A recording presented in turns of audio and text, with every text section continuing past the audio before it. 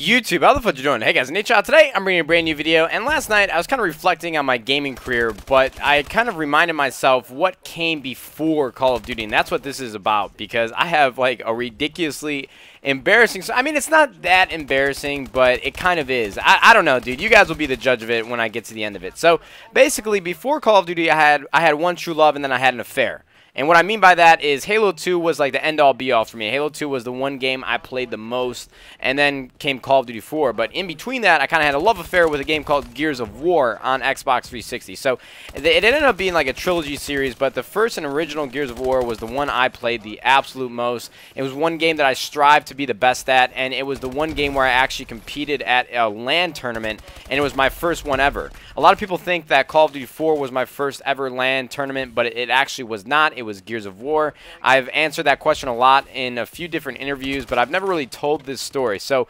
basically, I think I was about 14 or 15. I was a freshman in high school, and this is after a few months of playing the game as much as I possibly could. I was playing competitively. I was doing game battles matches. I was just trying to be the absolute best that I could, you know, and this was before I knew that I was going to fall in love with Call of Duty 4 and play it for like the next 8 years of my life. So I was putting everything I had into this game, and basically I heard that MLG Chicago 2007 was going to be going down, and it was only about a 30-minute trip for me. And I had a competitive team at the time that we played as much as we could, and we weren't too bad, man. Like, we would, for the most part, beat every single team we would ever play in game battles matches, but we didn't really have any like pro connections, so we were never really scrimming anybody that was worth our time in a sense. So basically, one of our guys dropped out, and so we had to pick up a fourth, and he was kind of like a top amateur and a lower tier like pro. He was right in the middle, so we were like, oh hell yeah, we just picked up somebody good. He's gone to LANs before, he had experience, so we were really pumped for it. And this was back in the day too, so I was trying to explain it to my parents, but they didn't really understand it. So I asked my uncle, since my dad works all day, I asked my uncle if he could take me to the actual event.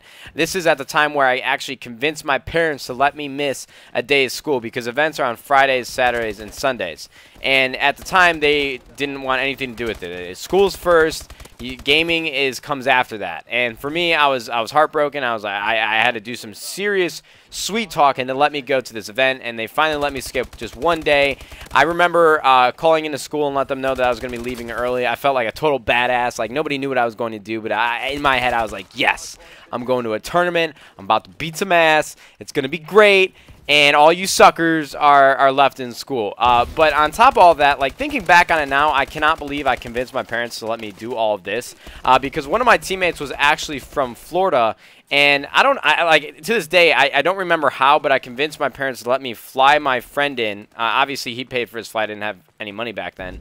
I flew him into my city, Chicago, obviously because the event's here, and he actually stayed at my house. And I was 14 at the time, and I believe he was 18.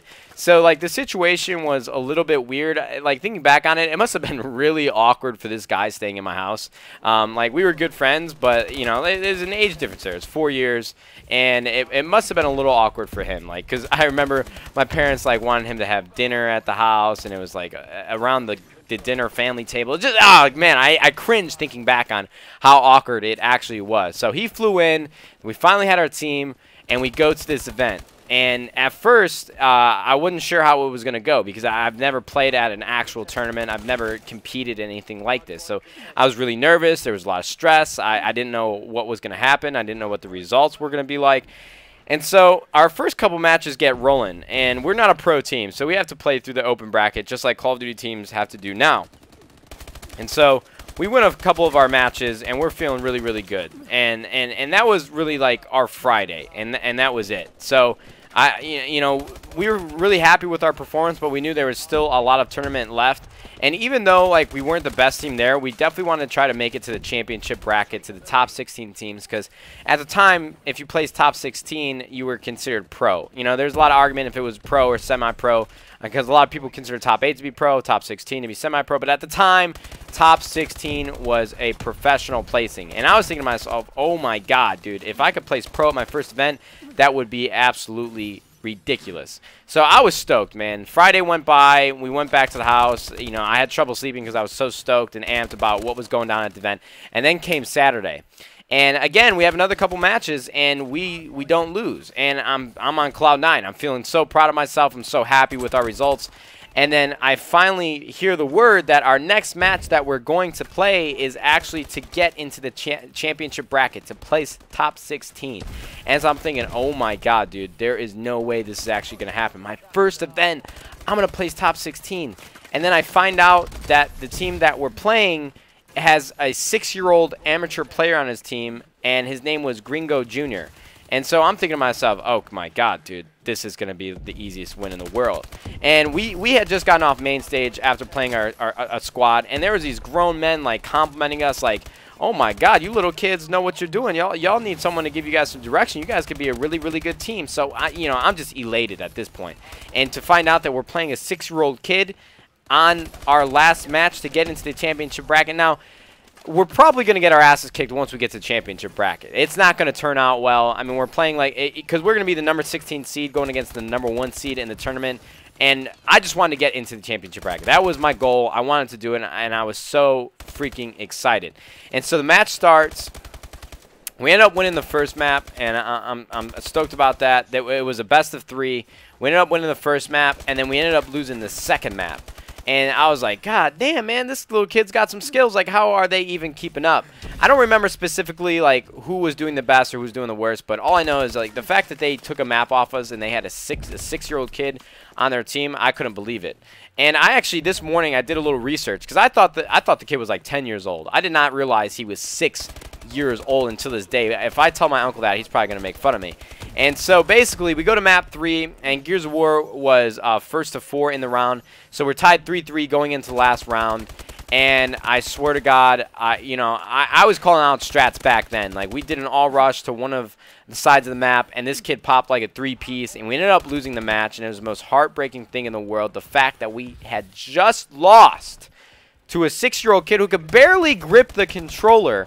They ended up going on to the championship bracket, but they ended up losing that match, and they placed 16th. So we got like the 17th, 18th placing, and I was just so heartbroken that I was so close. I was so close to getting that placing that I wanted and placing pro in Gears of War, and it just didn't happen for me. Like, this 6-year-old kid just completely destroyed my life, and to this day, I can't believe it happened. Like, I don't remember it as well as I should, but all I know is it happened, and it was extremely disappointing. But then, the future went on. Ended up playing Call of Duty, and then it's all history right from there. I mean, we are where we are today. We got a channel with like 1.6 million subscribers, doing really well for ourselves here at Optic Gaming. So can't be too disappointed. I learned a lot from that LAN, and I thought I'd share that story with you guys because a lot of people really don't know much about my history prior to Call of Duty. So I hope you guys enjoyed the story. I was just playing some rank play right now. I'm in Master Division, trying to play as much as I can to see if I'll get into Grandmasters. But it's top 100 in the world, so to be honest with you, I doubt that I'll get in there because I just don't play enough of rank play because we're practicing with our team. We have league matches. We have tournaments on the weekend. So I ended up dropping like 50 kills here in this game. So it was my first game of the day. Just got on, just got warmed up. So I hope you guys enjoyed the video. I would really appreciate it if you guys could drop a like if you enjoyed that story. I never really planned on sharing that with everyone, but just so you guys know, Nadeshot, the 14-year-old Nadeshot, got his ass kicked by a 6-year-old, and it was for a lot of beans, for a lot of marbles, for a lot of reputation in the Gears of War community, and it just didn't pan out for me. So hope you guys enjoyed the video. Thank you very much for watching, and YouTube. We'll see you fudging later.